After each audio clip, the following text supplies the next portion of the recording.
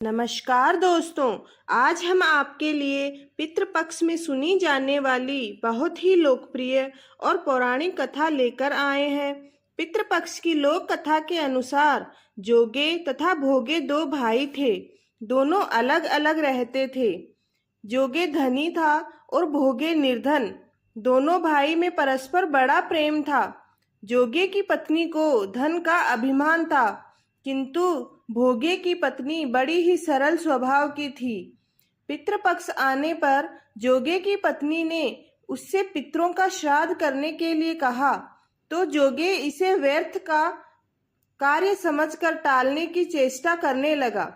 किंतु उसकी पत्नी समझती थी कि यदि ऐसा नहीं करेंगे तो लोग बातें बनाएंगे।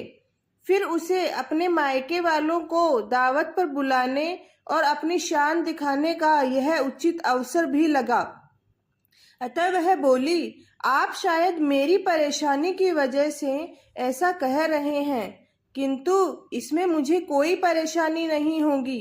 मैं भोगे की पत्नी को बुला लूंगी, हम दोनों मिलकर सारा काम कर लेंगे। फिर उसने जोगे को अपने पीहर न्योता देने के लिए भेज दिया।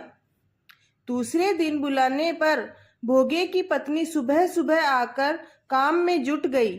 उसने रसोई तैयार की, अनेक पकवान बनाए, फिर सभी काम निपटाकर अपने घर आ गई।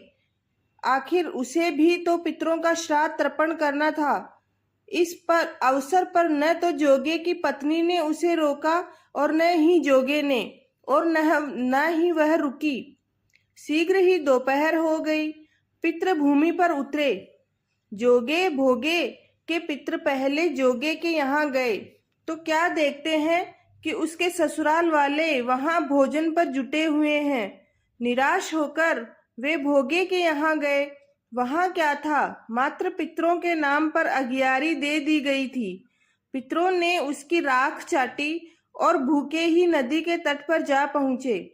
थोड़ी देर में सारे पितर इकट्ठे हो गए और अपने अपने यहाँ के श्राद्धों की बड़ाई करने लगे और कहने लगे कि उनकी संतानों ने कितने अच्छे अच्छे पकवान बनाए थे।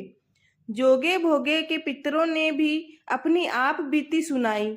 फिर वे सोचने लगे, अगर भोगे समर्थ होता, पैसे वाला होता, तो शायद उन्हें भूखा नहीं रहना पड़ता। मगर भोगे के घर में तो 2 जून की रोटी भी खाने को नहीं थी। यही सब सोचकर उन्हें भोगे पर दया आ गई।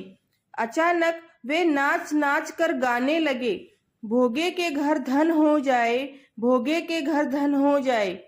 सांझ होने को हुई। भोगे के बच्चों को कुछ भी खाने को नहीं मिला था। उन्होंने माँ से कहा, माँ भूख लगी है। तब उन्हें टालने की गरज से भोगे की पत्नी ने कहा, जाओ, आंगन में हांडी औंधी रखी हुई है, उसे जाकर खोल लो और जो कुछ मिले बांट कर खा लेना। बच्चे वहां पहुंचे तो क्या देखते हैं कि हांडी मोहरों से भरी पड़ी है। वे दौड़े दौड़े माँ के पास पहुंचे और उसे सारी आप बीती बताई। आंगन में आकर भोगे की पत्नी ने यह सब कुछ देखा तो वह भी हैरान रह गई। इस प्रकार भोगे भी धनी हो गया, मगर धन पाकर वह घमंडी नहीं हुआ। दूसरे साल का पितृपक्ष आया। श्राद्ध के दिन भोगे की स्त्री ने 56 प्रकार के व्यंजन बनाए। ब्राह्मणों को बुलाकर श्राद्ध किया, भोजन कराया, दक्षिणा दी। जेठ जेठानी को सोने चांदी के बर्तनों में भोजन कराया। इससे पितृ बड़े प्रसन्न हुए और तृप्त हुए। जय हो पितर महाराज की।